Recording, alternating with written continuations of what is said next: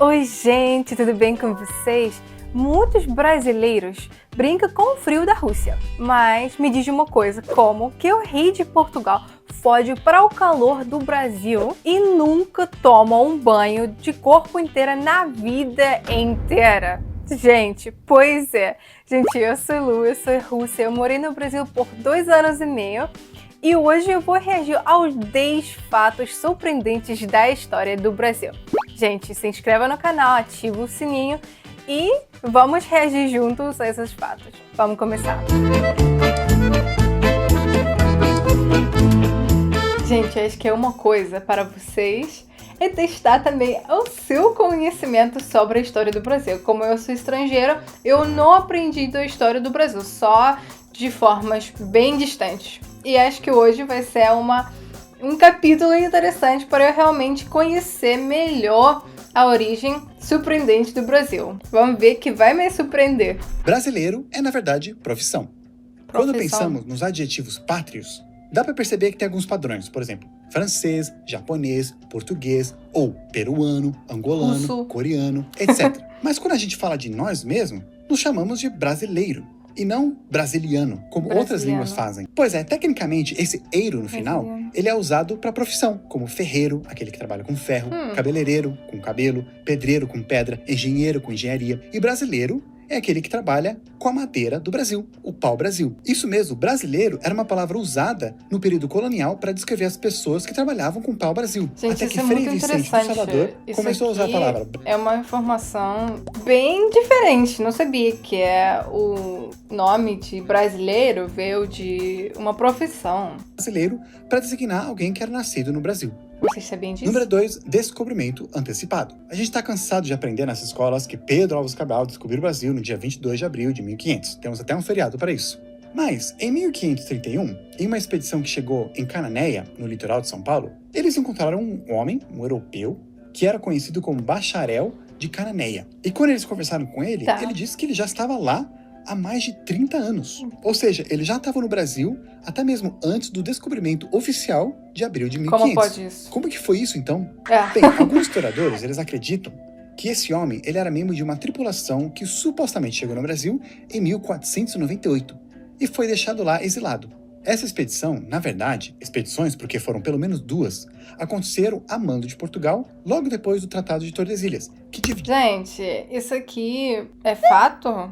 Ou isso aqui é uma história que poderia ser acontecida, mas não tenho certeza se é real, né? E, gente, vamos ver, esse mapa é muito interessante, porque esse descobrimento, né, esse pedaço de América do Sul tá completamente errada, ou tá... Porque, por exemplo, a África aqui tá muito bem definida, o Caribe também, mas o que aconteceu nesse pedaço, diferente. E olha aqui, são pássaros. Aqui alguma partes, pedaços de floresta amazônica. As terras descobertas entre Portugal e Espanha. Portugal queria ver...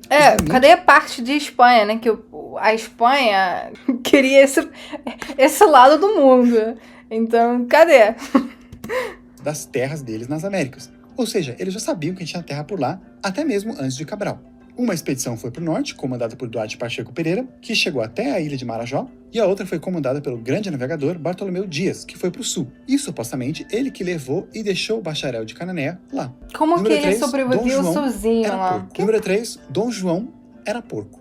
Sabemos que os europeus são famosos por não tomar banho, e que os índios que trouxeram... Gente, eu vou dar uma pausa aqui. Como é muito conhecido que na Europa, nesses tempos, as pessoas realmente não gostavam de tomar banho, né? De tempo de Tudors. Eu até aprendi na escola que eles gostaram de ter dentes pretos e só pessoas de altos níveis poderia ter esses dentes porque eles comiam muito açúcar. E açúcar era uma coisa muito rara na época, não tinha. Então quem poderia comer muito, eles nunca escovavam dente, esquece de higiene, nada disso. E as pessoas também não tomaram banho. As pessoas tinham esse pensamento de quando eles foram batizados, que não poderia tirar essa água de batização até a morte, né? Então, eles praticamente ficaram sujos a vida inteira. Então, é uma coisa bem diferente, né, de agora. Eu acho muito engraçado que, nesse tempo, os europeus criticaram muito a cultura russa e eslava, porque na nossa cultura, nos mesmos tempos, as pessoas tinham muito costume de tomar banho. E, no específico, ir na banha, que é uma sauna russa. E eles iram nessa sauna várias vezes por semana para fazer essa limpeza. Mas os europeus julgavam muito disso e criticavam os russos por ser estranhos por tomar muitos banhos, gente. E agora a gente olha pra trás e pensa, gente, quem realmente foi os porcos foi os europeus, né? Afinal, eles tomavam de 5 até 8 banhos por dia. Nossa, além disso, eles também esse costume escovavam os é dentes, muito os cabelos, bonito. cortavam a unha e se depilavam. Enquanto isso, os europeus tomavam 1 ou 2 banhos por ano. E muitos nem tomavam nenhum banho por ano. Tomar banho foi algo que surgiu na Idade Média, porque mais antigamente os romanos e os gregos eles tomavam banho. E um dos motivos dessa mudança foi por causa da peste negra. Muitos acreditavam que a peste ela entrava pelos poros da pele e piorava quando eles eram dilatados durante o banho. Então, muitos médicos recomendavam desenvolver uma capa de sujeira na pele para proteger de doenças. Um dos maiores cascões de todos, nem brasileiro era o Dom João VI, rei de Portugal, aquele que veio para o Brasil fugindo de Napoleão. Dom João, ele meio que tinha fobia de água. Como é ter fobia de água? Que ele tenha tomado sequer um banho de corpo inteiro na vida toda. Ele vivia provavelmente no batização. com problemas na pele, como micoses, principalmente nas partes íntimas. E toda hora ele estava se coçando, com aquela mesma mão que as pessoas depois beijavam. Quando ele tava... Essas coisas é muito de europeus. Muitos franceses, ao mesmo tempo, franceses, ingleses, espanhóis, têm esse costume de não tomar banho. Assim que até utilizavam daqueles cabelos enormes, brancos, todo arrumado, né? Eles tinham muitos bichinhos morando no cabelo. E para tirar esses bichinhos, eles colocavam muita coisa. E os perfumes, gente, a água de... Gente, minha pronunciação vai ser horrível. A água de toilette foi também trazida de França, porque lá as pessoas não tomavam banho e eles se vestiam com muita roupa bonita, mas tava fedendo. E aí as pessoas utilizavam muito perfume para mascar daquele cheiro de horrível, porque as pessoas não tomavam banho. Em janeiro, ele teve uma micose horrível na perna. E para tentar curar isso, eles fizeram uma cabaninha em cima do nível do mar para ele poder se sentar e somente colocar as pernas dele na água para ver se curava o negócio. Em contraste, seu filho, Dom Pedro I, tomava banho de mar. É muito lindo. E falando nele, número 4, a mulher que declarou a independência. Quando imaginamos na independência do Brasil, muitos de nós pensamos naquele quadro do grito da independência. Mas na verdade, não foi nesse grito, nem nesse dia, nem Dom Pedro I que declarou a independência. Não foi nem um português, muito menos um brasileiro, e nem um homem, mas uma mulher austríaca, a Maria Leopoldina, a primeira esposa de Dom Pedro I e imperatriz do Brasil. Bem, na verdade, a independência foi todo um processo, mas a Maria Leopoldina teve um papel tão importante quanto o grito. Ela era uma mulher super culta. Era filha do Francisco I, o último imperador do Império Sacro Romano, que a gente falou naquele vídeo lá da Alemanha. Dá uma olhada. Em sua vida, a Leopoldina conheceu gente super top, como Goethe, Schubert, foi instruída em várias formas de arte, assim como história, geografia, falava alemão, francês, italiano, inglês, grego, latim, e o português ela aprendeu enquanto ela estava noiva de Dom Pedro. E interessante foi que ela que quis casar com Dom Pedro I. Aqui, ela foi muito querida pelos brasileiros. Ela adorava a Floresta da Tijuca para pesquisar botânica e zoologia, que era 2 de seus assuntos favoritos. Acho que a Floresta de Tijuca, no Rio de Janeiro, é considerada como a maior floresta urbana no mundo. Eu acho. Tinha muito desejo de transformar o Brasil em um grande país. E ela ajudou muito Dom Pedro I, que nem estava muito afim de ser regente do Brasil. Foi Leopoldina, junto com José Bonifácio. O amarelo de bandeira do Brasil representava a Casa Leopoldina, Casa de Habsburgo, de Alemanha. Não sabia disso. É interessante. Eu pensava que a bandeira, né, antiga e moderna significaria os cores de Brasil, que tem muito de como mar, sol, praia, árvores. Gente. Que convenceram Dom Pedro I a ficar no Brasil e não voltar para Portugal.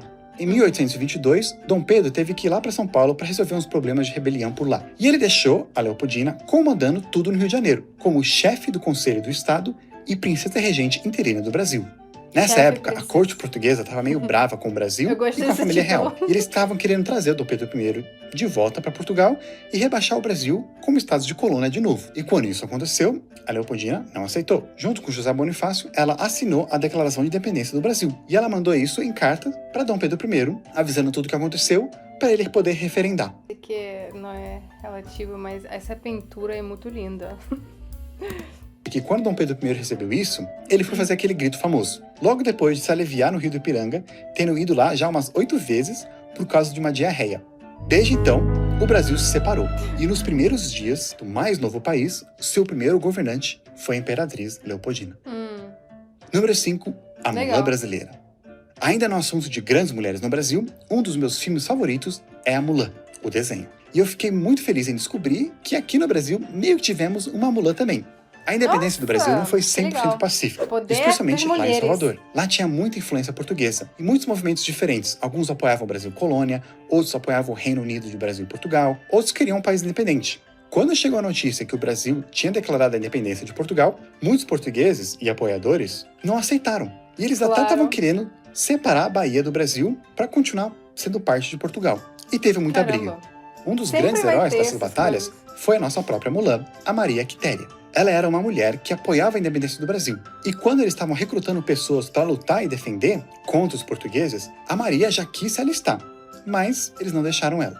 Como vocês imaginam, ela não aceitou isso. Ela acabou fugindo de casa, indo para casa da irmã, pegou as roupas emprestadas de seu cunhado e se alistou no exército fingindo ser um homem, com o nome José Medeiros. E aí ela foi participar da guerra. E durante os combates, ela foi muito boa. E muitos falaram dos vários atos de heroísmo que ela fez. Tanto que, mesmo depois que descobriram que ela era uma mulher, deixaram ela continuar.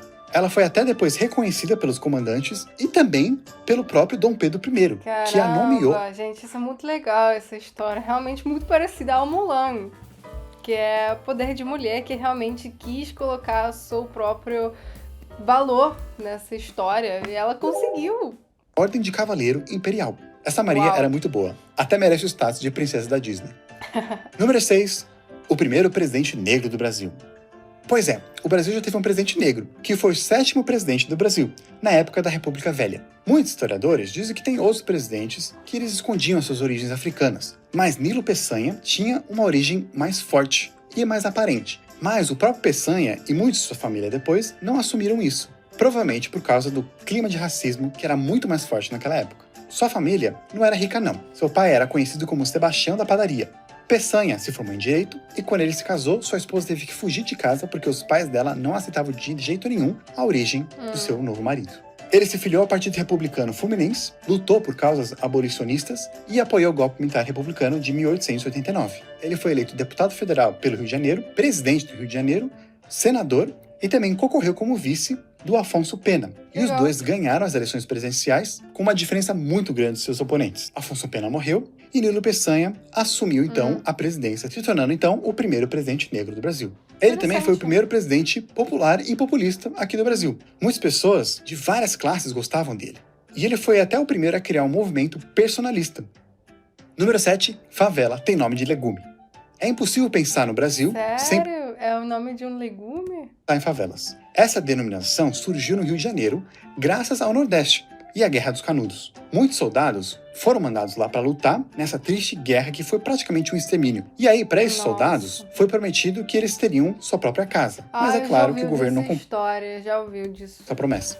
Praticamente todo que eu vi antes eu não sabia, mas disso aqui já ouvi falar. Voltaram para o Rio de Janeiro, acabaram se estabelecendo lá no Morro da Providência. E eles construíram suas casas das caixas que foram usadas para guardar e transportar os canhões usados na Guerra dos Canudos.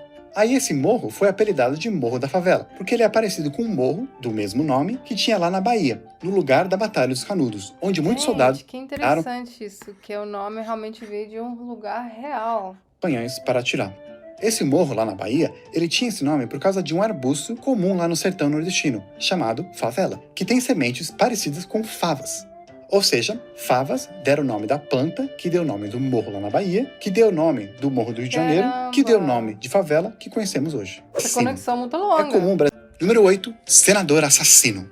É comum o brasileiro chamar o político de assassino? bandido, ladrão e às vezes até de assassino. E isso não foi um exagero no caso de um senador de Alagoas, o Arnon de Melo. Ele tinha um rival do estado, o senador Silvestre Péricles. Os dois eram tipo coronel do estado, e eles disputavam muito o comando de Alagoas. O senador Silvestre até ameaçou o Melo de morte, fazendo com que os dois começassem a andar armados.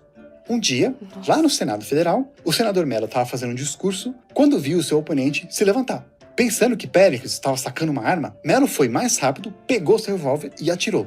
Mas mesmo sendo um coronel nordestino, ele não tinha boa mira não. Acabou acertando o senador José Cairala, do Acre. Tem até gravação de áudio desse episódio, e eu vou deixar aqui no link da descrição se vocês quiserem ouvir. E gente, isso foi em 1963, não 1000 anos atrás. E apesar do assassinato e as trocas de ameaças, os dois senadores, tanto Melo quanto Péricles, foram absolvidos pelo Supremo Tribunal Federal. E o Melo foi eleito senador mais 3 vezes depois. Como vocês devem imaginar, ele e sua família são grandes lá no Alagoas. Aliás, ele é o pai de um... Gente, coisas que aconteceram no passado são meio complicados, né? presidente do Brasil, que é o atual senador de Alagoas, que ficou mais conhecido pelo seu sobrenome materno. Número 9, família Silva. Mesmo com algumas famílias dominando o Brasil, nenhuma delas se compara com o tamanho Eu acho que é o sobrenome mais famoso do Brasil. É isso, né? Pelo menos parece. da família Silva, que, aliás, tirando sobrenomes chineses e indianos, é claro, é um dos sobrenomes mais comuns do mundo, tendo em torno de 5 mil pessoas. Quanto? Se você pegar, é um dos sobrenomes mais comuns do mundo, tendo em torno de 5 mil pessoas. Se você pegar 5 mil pessoas? Ou eu tô ouvindo errado? Ele tá falando 5 mil pessoas, mas se é um sobrenome mais um dos mais famosos do mundo, não pode ser. de 10 brasileiros, é muito provável que pelo menos um deles seja um Silva. A origem desse sobrenome é bem misteriosa. Legal. Alguns dizem que é bem antigo, desde a época do Império Romano, com a sua origem querendo dizer selva, floresta ou bosque, possivelmente sendo um nome dado para os povos que viviam em florestas, que depois se refugiaram Península Ibérica. Um Silva bem antigo foi um nobre que servia a Casa de Leão, lá no Pelayo Guterres da Silva. de Portugal e Espanha. E o primeiro Silva a chegar no Brasil foi Pedro da Silva. Aí, desde então, esse nome se espalhou muito. Muitos dos novos Silvas que surgiram eram pessoas que antes não tinham sobrenome, como... Eu gostei dessa mapa, toda de Silva. Que bichinho é esse? Gente, que bicho é esse? Eu gosto de mapas assim. e índios, ou pessoas que queriam mudar o seu sobrenome para fugir de perseguição ou começar uma nova vida no Brasil. Mas até hoje ninguém sabe por que da Silva foi o sobrenome mais favorito de todos e mais escolhido. Ele foi tão usado que não se pode dizer que ele é mais comum entre ex-escravos, ou índios, ou judeus, ou portugueses, etc. É basicamente de todos. É uma das melhores representações do que o brasileiro é hoje. Uma mistura de povos diferentes, desde o alto escalão até o mais baixo de todas as etnias. Que reúne tudo, né? 5 presidentes, desde a proclamação da República, eram Silva, assim como grandes nomes da história do Brasil, e também do esporte e entretenimento. Inclusive, indo já para o número 10, a mulher mais velha da história também era uma Silva, e brasileira. Bem, na verdade, ela era polonesa, mas veio para o Brasil com 3 anos e foi naturalizada e até mudou seu nome. Supostamente, ela morreu com 130 anos. 130 anos? Em 2010, tendo nascido em 1880. Caramba. Gente, o mesmo ano que a lâmpada foi patenteada. Ou seja, alguém que estava viva no mesmo tempo que você, assumindo que você tenha mais que 11 anos, e supostamente também estava viva no mesmo tempo de Darwin, Rainha Vitória, Karl Marx e até Napoleão. Gente, imagina ter uma vida tão longa para ver a história desenrolar nos seus próprios olhos. Tanta história, não só um pedacinho, mas tanto. Eu digo supostamente porque tem muito debate. Não tem registro 100% que confirma isso. E algumas pessoas acreditam que ela, na verdade, nasceu entre 1903 e 1915. Mas ela dizia que a data era essa. E ela até chegou a receber um documento do governo que confirmava acreditando nela. Uma mulher que presenciou o fim da primeira Revolução Industrial, a segunda, a terceira, a quarta, até o homem chegar na Lua. Legal, e é isso aí, gente. Uma história rica dessa pessoa, né? Eu acho que eu aprendi muito sobre a história do Brasil, mas isso aqui só alguns fatos surpreendentes. Não é daquela história grande da história do Brasil. Então, eu aprendi um pouco morando no Brasil. Eu acho que é fatos básicos, genéricos da história, mas a maioria dessas coisas eu não sabia, que foi bem interessante. Gente, o que vocês acham desses fatos? Se vocês sabiam, ou se você acha que esses fatos não são tão reais ou são falsos, deixa aqui nos comentários. Se você gostou do vídeo, não esquece, se inscreva no canal, ativa o sininho, deixar um like, compartilha com seus amigos e, gente, eu vou ver vocês nos próximos vídeos. Obrigada por assistir até o final e vou ver vocês nos próximos vídeos. Tchau, tchau, gente!